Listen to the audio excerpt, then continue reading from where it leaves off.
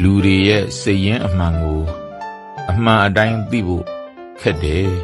အားလုံးကဖုံးကွယ်ထားတတ်ကြတယ်လူတွေရဲ့စိတ်ရင်းအမှန်ကိုသိဖို့ဆိုတာမလွယ်ကူဘူးဘာနဲ့တူလဲဆိုရင်လူရောင်ဆောင်းထားတဲ့ဘလူးတွေလိုတာမန်ကြည့်ရင်တော့ချောလို့လှလို့မင်းသားတစ်ပါးလိုပါပဲလူရောင်ဖန်ဆင်းထားတဲ့ဘလူးတွေဟာလူရောလူလှတွေဖန်ဆင်းထားကြပေမဲ့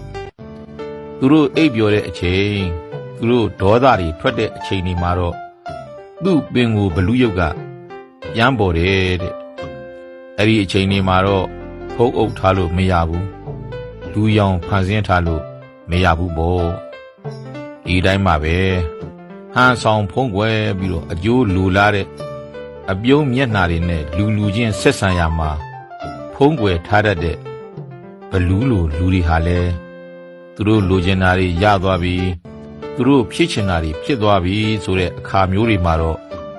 သူတို့ရဲ့မူလစရိုက်စိတ်ဓာတ်တွေပေါ်လာတတ်ကြတယ်အဲ့လိုသူတို့လိုချင်တာဖြစ်ချင်တာတွေရသွားဖြစ်သွားတဲ့အခါမှာသူတို့ပင်ကိုစိတ်ဓာတ်တွေပေါ်လာကြတာပါပဲနောက်တစ်ခါသူတို့လိုချင်တာတွေမရတော့တဲ့အခါမရတော့တာတေးချသွားတဲ့အခါမှာလဲဟန်ဆောင်မျက်နှာကြီးကွာကြပြီးတော့ပင်ကိုသဘာဝစိတ်ဓာတ်တွေပေါ်လာတယ်သူတို့မျောလင့်ချက်တွေနဲ့ကိုယ်လာပေါင်းနေကြပေမဲ့သူတို့မျောလင့်တာသူတို့လိုချင်တာမရဘူးမရတာတေးချသွားပြီဆိုတဲ့အခါသူတို့ရဲ့မူလလက္ခဏာမူလစိတ်ဓာတ်တွေဟာမဖုံးနိုင်မဖိနိုင်ပေါ်လာတာပါပဲဏီကုံးချုပ်ပြောရရင်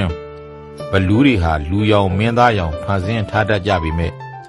အိပ်ပျော်သွားတဲ့အခါ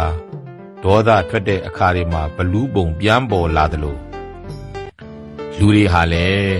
သူတို့လိုချင်တာတွေရသွားတဲ့အခါသူတို့လိုချင်တာတွေမရတော့ဘူးလို့သေချာသိသွားတဲ့အခါတွေမှာသူ့ရဲ့ဟန်ဆောင်အပြုံးတွေကွာကြပြီးတော့သူတို့ရဲ့ပင်ကိုစိတ်ဓာတ်တွေပေါ်လာတာပါပဲလို့ပြောကြရင်